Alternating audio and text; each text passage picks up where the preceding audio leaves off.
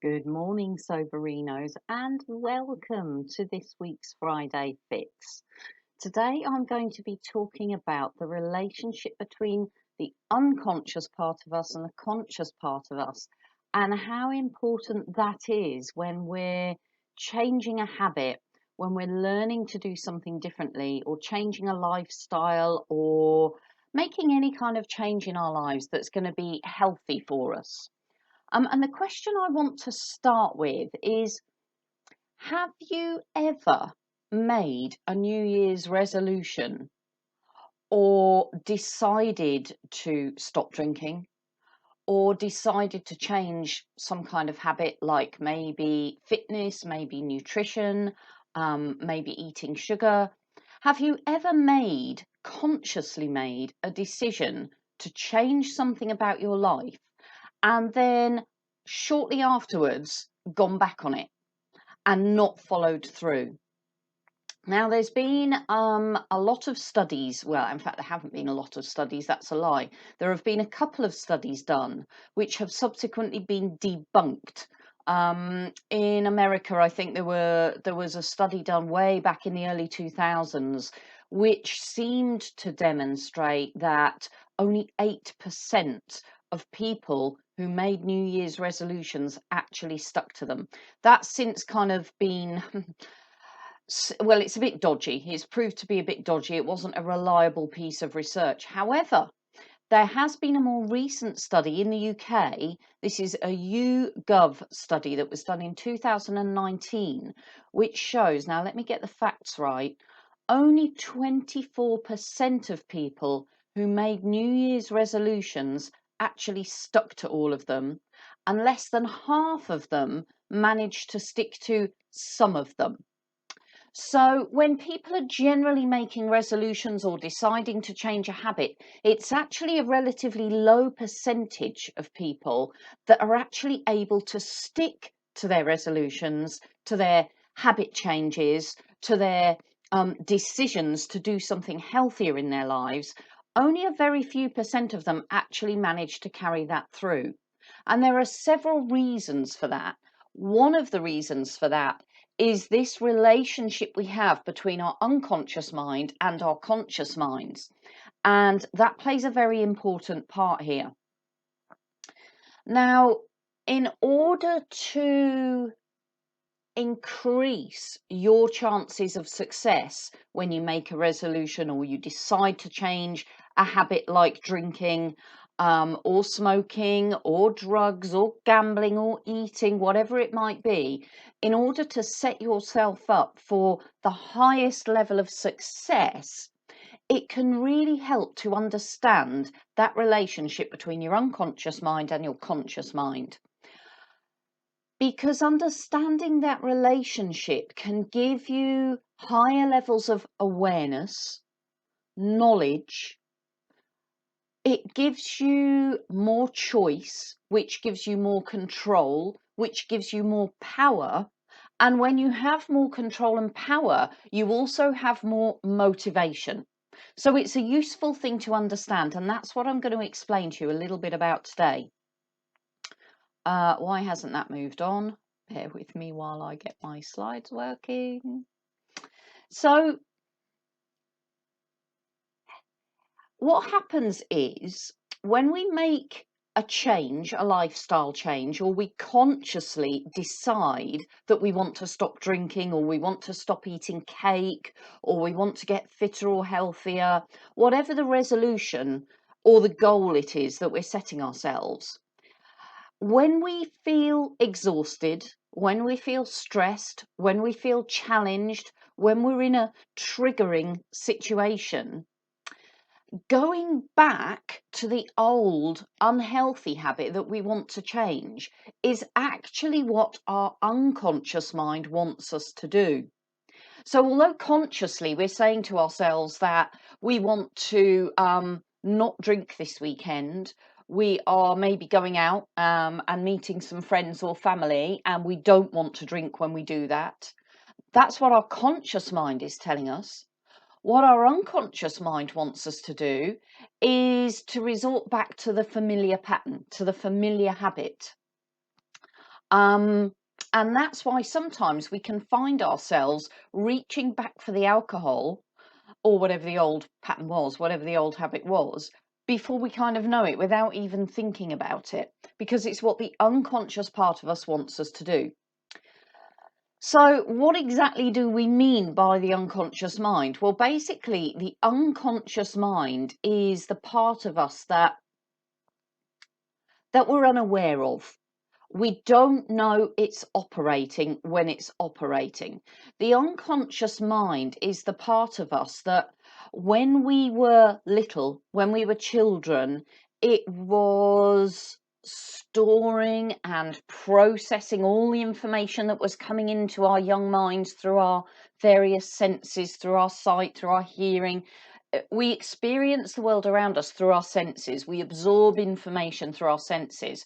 All of the information that comes in through our senses then has to kind of become processed and stored and filed away and translated into an understanding or a meaning. And it's our unconscious mind that does all of that and files everything away and stores everything for us. And we're unaware of all of that. We're not conscious any of that is happening.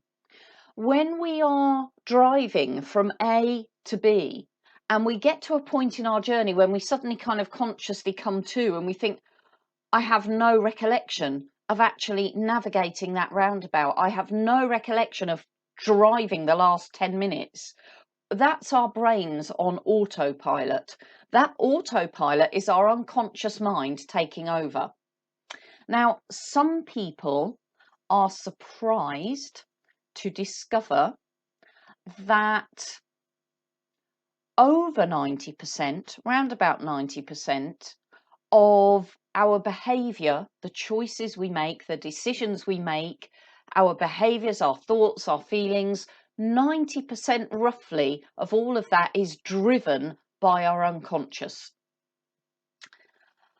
It's quite shocking, really, isn't it? That we're only consciously choosing what to do, deciding what to do, being mindful and purposeful and conscious with our choices and habits and patterns and decisions only 10% or less of the time. So if we imagine that iceberg, you've got what you can see is the tip of the iceberg above the water level. And that represents our conscious minds, the bit we're aware of, the bit that we're consciously making choices about. That is just 10%, the bit that's showing above the water. The larger body of the iceberg underneath the water, the 90%, is responsible for what direction we're going in. Now, and we're unaware of that. We're not making conscious choices about any of that. That is just coming from our unconscious programming that has been set in place and adapted and fine-tuned over the years and kind of embedded into the deepest part of the programming in our brains. And we're not consciously making choices about that. And it's quite shocking to learn that actually 90% of what we're doing is coming from an unconscious pattern, and we're not even making a decision about that. It's just happening without our knowledge, like when we're driving from A to B and we're getting there without remembering how we got there. And you give yourself so much more power and control when you understand this, because when you know that you are being driven unconsciously most of the time, you can do something about it. You can decide to become more conscious. So let's take the stopping drinking as an example of this. Let's say your conscious mind has decided, I don't want to drink anymore. I don't want to drink this weekend. Your conscious mind has decided that. So you imagine that's the iceberg. The tip of the iceberg is deciding it wants to go to the east or west. So let's say for me, the east is that way. Let's say the tip of the iceberg has decided it wants to go in that direction. Let's say that the weather conditions, the atmospheric conditions are such that there are kind of underwater currents moving gently in that direction. So the tip of the iceberg wants to go that way. The conditions around the iceberg are such that the main body of the iceberg under the water are kind of pushing it gently in that way. That means that the iceberg is going to drift in the right direction. It's going to drift in the direction it wants to go. However, that's down to luck, that's down to chance, that's down to the context that the iceberg finds itself in. What happens when the context changes? What happens when the atmospheric and the weather conditions and the undercurrent conditions change and become more challenging and start pushing the body of the iceberg in the opposite direction? Even though the top part of the iceberg wants to go that way, if the main body of the iceberg under the water is being pulled in that direction, there might be an initial struggle between the top and the bottom of the iceberg, but it's pretty clear which is going to win. The main body of the iceberg under the water is going to drag the top part of the iceberg in that direction if it wants to go in that direction, and if the conditions are such that it's pulling it in that direction.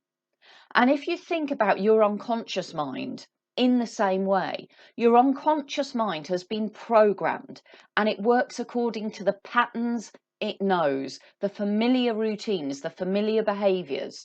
It wants to resort back and revert back to what it's familiar with, what it knows, and it's going to pull you in that direction, even though the conscious part of you, that small 10% of you, really wants to do things differently. That unconscious part of you is by far the biggest driver.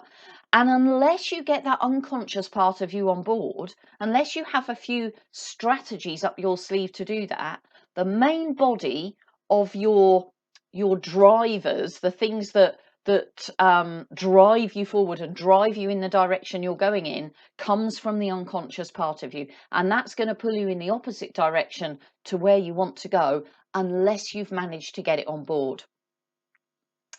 If none of that makes sense, or if some of that doesn't make sense and you have any questions about it, do post them in the comments below. But it's really important to have that understanding that, you know, sometimes when we self-sabotage, there's nothing wrong with us. We're not a failure. It's not that we've done anything wrong. It's actually this relationship between our conscious and our unconscious.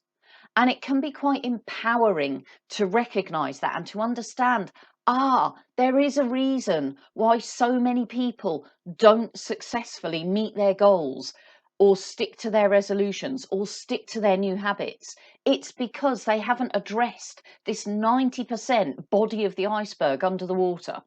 So you're not a failure. You're not a bad person. You can do what it is you want to do. You've just got to get your unconscious mind on board. You've got to set the weather conditions, the atmospheric conditions, in such a way that you're going to bring the unconscious part of you, that body of the iceberg under the water, you're going to bring it with you in the right direction you want to go, which was that way. The battle is real. Yes, so I've got an example of this to give you from my own experience. There's lots of examples I could give you of this at work. But the one that sprung to mind was one weekend. My partner Stuart and I were moving house. And we had spent, we'd spent over the weekend, we'd spent about a week packing boxes, shifting things, putting things into the back of a van, moving things to the new cottage. Now, the cottage we were moving to was idyllic. It was absolutely idyllic. It was a little whitewashed cottage. It was on the edge of a woods. It was beautiful. It was stunning. To one side of it, there were open fields and beautiful sunsets. And to the other side of it were woods and squirrels and deer and all sorts of lovely wildlife and flowers and things. And it had a lovely little garden. It was lovely. It was thatched. It had traditional thatch. It was absolutely idyllic. And we were so excited to move into this cottage. And I remember we'd spent the week doing all of the packing, doing all of the heavy lifting, and then we had to condense everything into that final weekend before we had to go back to work. So on the Saturday, We had been working really hard. We'd been shifting boxes. We'd been carrying heavy furniture. We'd been lifting things into the van. We were dusty. We were dirty. We were tired. We were exhausted. We spent all day Saturday moving stuff, getting it all unpacked at the other end, coming back to the house. And on the Sunday, we did our final journey.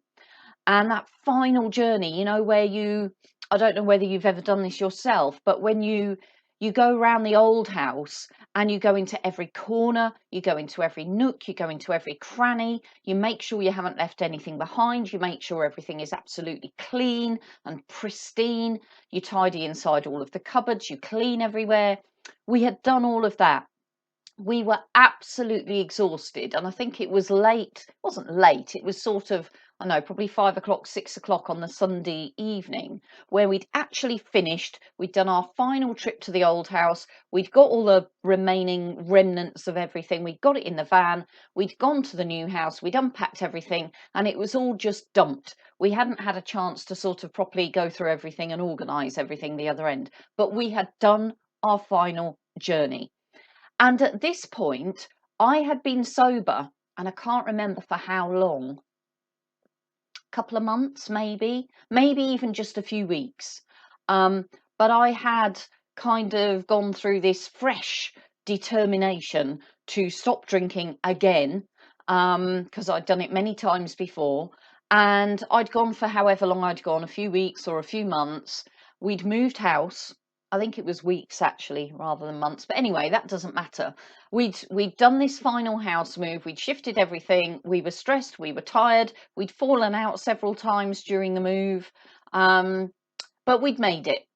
And we arrived at the new cottage with our final load, absolutely exhausted. And we decided to go to the little local shop in the local village, which was a 5-10 minute drive away. And we decided to pick up pizza and really easy food. And as we were kind of unpacking the van and deciding and discussing on what we were going to eat, what we were going to do about dinner, I remember the thought going through my head, because there was a beautiful sunset, the sun was going down, and it was kind of lighting up the front of the cottage. And we had a little mini sort of table and chairs, outdoor garden seating, little table, two little chairs. And we thought, wouldn't it be lovely to sit outside the front of the cottage as the sun's going down, eat our food and have a couple of beers? And there was something in my unconscious mind which grabbed on to the thought of these couple of beers and sitting on this little table outside the cottage and having these couple of beers. And we went to the shop and we bought some beers. It might have even been just me that went to the shop, got some food, bought a pack of probably 4, maybe 6 lagers, and at the same time bought a couple of bottles of wine, because my unconscious mind knew that that was the pattern it wanted to stick to. My unconscious mind knew that celebrating, relaxing, unwinding, de-stressing meant aperitif, i.e. the lager, followed by at least 1 bottle of wine. Making sure that I had enough wine to really enjoy myself meant getting 2 bottles of wine. So just like the iceberg, even though consciously I was saying to myself, I don't want to do this, I don't want to be drinking, I'm supposed to not be drinking, I don't really want to be drinking, I've got work tomorrow morning. Even though consciously that 10% part of me was thinking, no, I don't want to be doing this, the unconscious part of me was on automatic pilot. That massive 90% body of the iceberg was drifting me towards the wine, towards the beers. And I ended up, and it was almost like an out of body experience, I ended up almost watching myself as we sat on this little table and chairs in the beautiful evening sunset outside the beautiful cottage. I kind of watched myself cracking open the lager, pouring the lager, sitting back and enjoying the lager. and then subsequently enjoying the wine. I kind of watched myself doing this, and that 10% part of me was just kind of saying, no, you don't want to be doing this. This isn't what you want to be doing. But I was on automatic pilot. I was on automatic, and I was just going with the flow, and I was drifting with the iceberg, and I was reaching for the lager, and I was reaching for the wine. And I did indeed feel shit the next day. I felt absolutely awful. I felt awful because I had reneged on my resolution to stop drinking. I felt awful because I had a hangover. I had the accompanying shame, the guilt, the anxiety, all of those feelings kicked in, which made actually unpacking and getting things sorted out in a cottage not pleasurable at all. Whereas it was supposed to be a pleasurable event, setting up in the new home. And it took me right back to square one again. So that's a really good example of that battle between the top 10% of the iceberg and the 90% underneath the water, kind of doing battle, one wanting to go one way, one wanting to go the other. But that automatic unconscious part of you is going to win every time. You need to get that 90% unconscious part of you on board to really be successful when you decide to change a habit, or you decide to go for a goal, or you decide to make some kind of healthy lifestyle change. And there are ways you can do that. The good news is that there are ways you can do that. Now I'm going to touch on a couple of them here, but you will find all of the strategies, the tools, the actions, the activities in the guidance program on the Go Get Sober website give you all of the tools and strategies you need to get the unconscious part of you on board. So do go there. Membership is free at the moment. So do go there and sign up for a membership if you haven't already. GoGetSober.com. Sign up for a membership and you will get access to the guidance program, and that will give you all the tools, all the techniques you need to get the unconscious part of you on board so that the iceberg is all moving in the right direction. So let's see what I've written here. The good news is you grow self-awareness by identifying moments where you might have been derailed by your unconscious mind.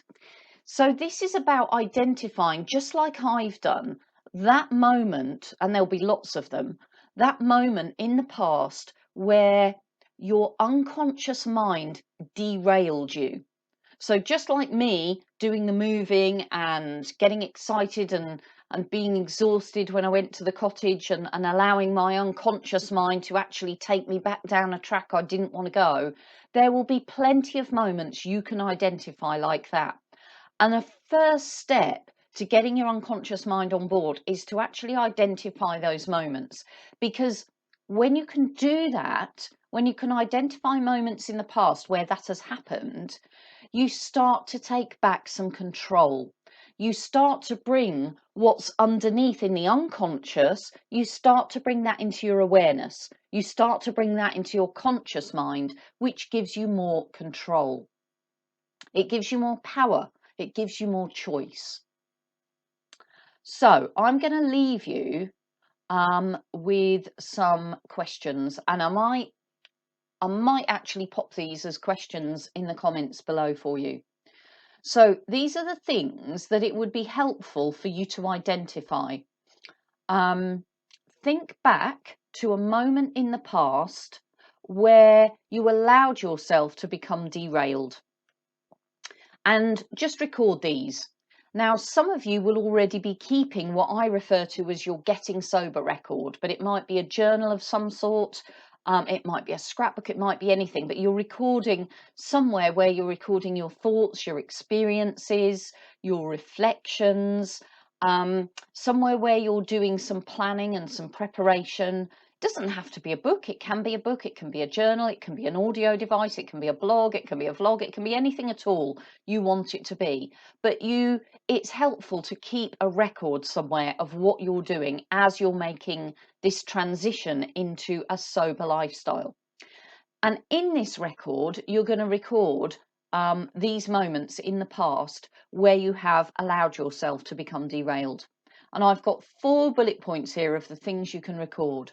So the first is moments when you have found yourself resorting to the old habit, even though you didn't want to. So just like me in front of the cottage with my lager and my wine, moments like that where you were telling yourself this isn't what you want to be doing, but you found yourself doing it anyway.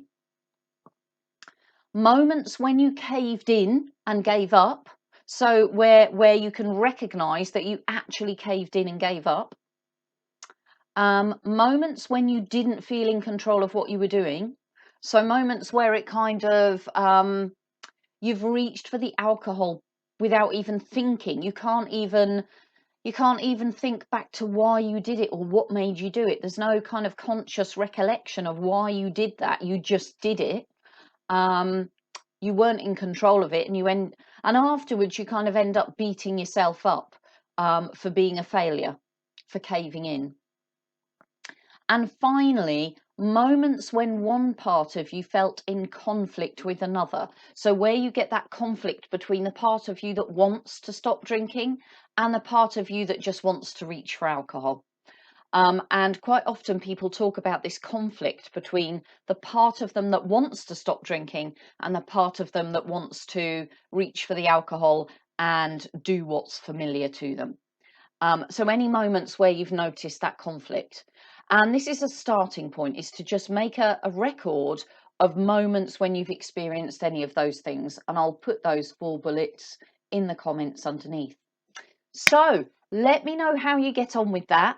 Let me know if there have been any light bulb moments for you in recognizing this relationship between the unconscious and the conscious part of you, and how that's played out in your own journey into living your life sober. And do share your experiences in the comments below. I would love to hear from you. I will look forward to catching up with you in tomorrow's Saturday share in the Go Get Sober Facebook group. But in the meantime, let's go get sober together. Bye for now.